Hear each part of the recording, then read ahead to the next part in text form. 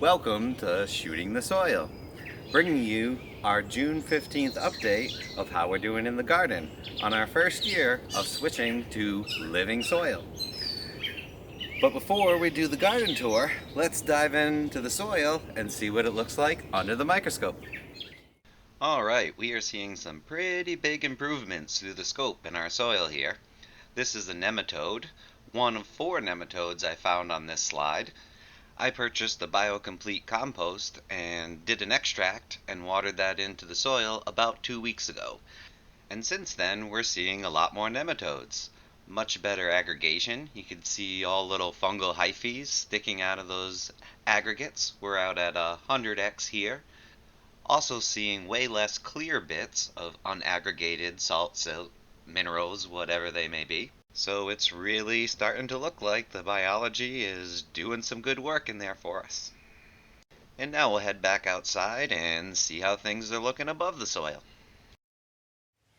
Alright, so here we have our lower bed. Our cucumbers are looking a lot greener and much healthier. Peppers, on the other hand, still not doing much, although they are greener. I think this is the first time I've ever found a mushroom growing in my garden. Also, recently we added this cover of mulch that we made ourselves from bamboo, leaves, and some organic straw. Yep, so somebody chomped on my artichoke. I think it was probably a deer. Lilu's not doing her job keeping the deer out of the garden. But over here the tomatoes are looking very nice. By the way, this is Lilu. Figure every good garden channel needs to feature a pet, so YouTube, meet Lilu. She does a pretty good job at keeping critters out of the garden, well, most of the time. Yeah, what was it, Lilu? Was it a deer? Yeah, who ate it? Why didn't you get him? Chives just doing their thing, providing a bunch of tasty chives. Flowers seem to be dying off, so the bees might be a bit disappointed about that. And now on to our next bed. Zucchini, mint on the sides. Artichokes hanging in there over here. So I had a store-bought onion that started to grow, so I split it and planted it over here next to the fern. And it looks like they also went to town on the zucchini. Luckily didn't touch the back one very much, but yep, chopped a bunch of leaves. Hopefully they'll recover. Our cherry tomatoes are also looking much greener, starting to grow pretty quick. I'm really hoping they start climbing up there. I want a canopy of cherry tomatoes. And now on to our raised beds. Our peas are doing lovely. Already made a stir fry with some of them. Swiss chard and everything else over here doing pretty well. Here's an image of one of the pea pods.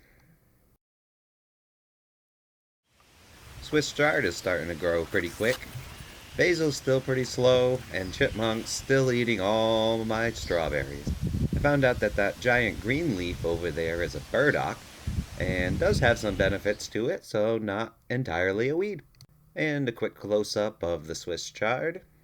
Just recently added in these Thai basils around the purple basil. The purple basil, I chopped the flowers off, and it's actually producing a little bit more growth now.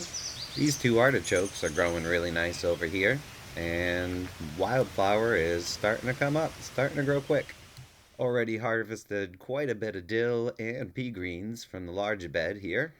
Pretty excited about my walking onions taking nicely, hoping to see some new onions on top in a bit. Here's our compost pile, stacking it up with a lot of diverse browns and greens from around the property, crushed eggshells, added some crushed oyster in there, and also been throwing in some mushrooms. What are your guys' thoughts or experience on mushrooms in the compost bin?